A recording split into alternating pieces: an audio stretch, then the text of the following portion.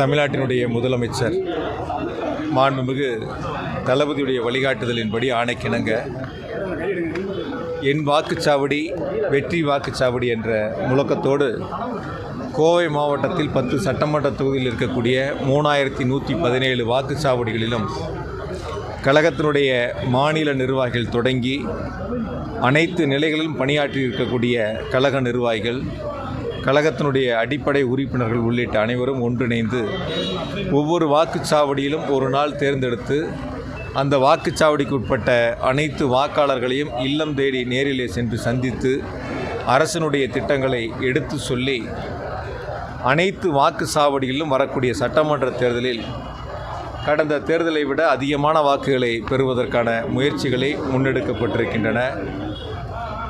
முதலமைச்சர் தலைவருடைய கட்டளை 234 சட்டமன்ற தொகுதியிலும் குறிப்பாக 68,000க்கும் மேற்பட்ட வாக்குச்சாவடிகளிலும் இந்த பணிகளை முன்னெடுக்க வேண்டும் என்று உத்தரவுகளை வழங்கியிருக்கின்றார்கள்.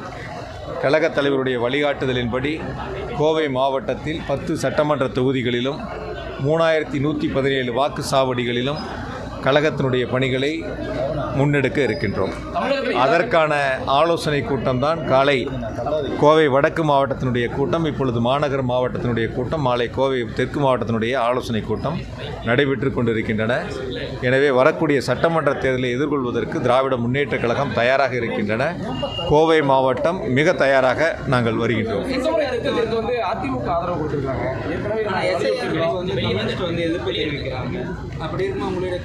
தொடர்ந்து அந்த வாக்காளர் பட்டியலுடைய திருத்தங்களை பொறுத்தவரை எஸ்ஐஆரை பொறுத்த வரைக்கும் நம்முடைய முதலமைச்சர் மாண்புமிகு தளபதி அவர்கள் அதற்கான எதிர்ப்புகளை பதிவு செய்து வருகின்றார்கள். பீகாரில் என்ன நடந்துச்சு நம்ம எல்லாத்துக்கும் தெரியும், உங்களுக்கும் தெரியும், மக்களுக்கும் தெரியும். அதுபோன்ற ஒரு சூழல் தமிழ்நாட்டில் வந்துவிடக்கூடாது. நிச்சயமாக வருவதற்கான அவர்கள் எடுக்கக்கூடிய முயற்சிகளை ஒருபோதும் திராவிட முன்னேற்றக் கழகம், எங்களுடைய கழகத் தலைவர் ஒருபோதும் அனுமதிக்க மாட்டார். எனவே தலைவருடைய வழியில் அந்த எஸ்ஐஆர் வாக்காளர் பட்டியலுடைய திருத்தங்களை பொறுத்தவரை திராவிட முன்னேற்றக் கழகம் மிக கவனமாக அதை கையாண்டு வருகிறது.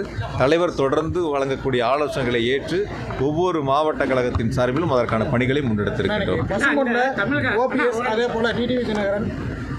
செங்கோட்டை 3 பேர் மீட் பண்ணியிருக்காங்க. தேவர் சிலைக்கு மாலை அணிச்சு 3 பேர் கூட செய்தியாளர் சந்திச்சு எங்களுடைய ஒற்றை இலக்கை துரோகத்தை வீழ்த்தணும், முதல்ல எடப்பாடி திமுக இவங்க ஆட்டணும் அப்படின்னு சொல்லியிருக்காரு. எடப்பாடிக்கு தான் கதையை எதிர்ப்போட இருக்குது. அவர் கருத்துக்கத்தமாக திமுக அவங்க பார்த்துக்கலாம். முதல்ல இந்த துரோகத்தை வீழ்த்தணும்னு சொல்லியிருக்காங்க. ஒவ்வொரு கட்சிகளும் ஒவ்வொரு சூழலில் இருக்காங்க. இது இன்னொரு கட்சியினுடைய உள்கட்சி விவகாரம். அது சம்பந்தமாக கருத்து சொல்வது சரியாக இருக்காது. எங்களை பொறுத்த வரைக்கும் திராவிட முன்னேற்ற கழகத்தை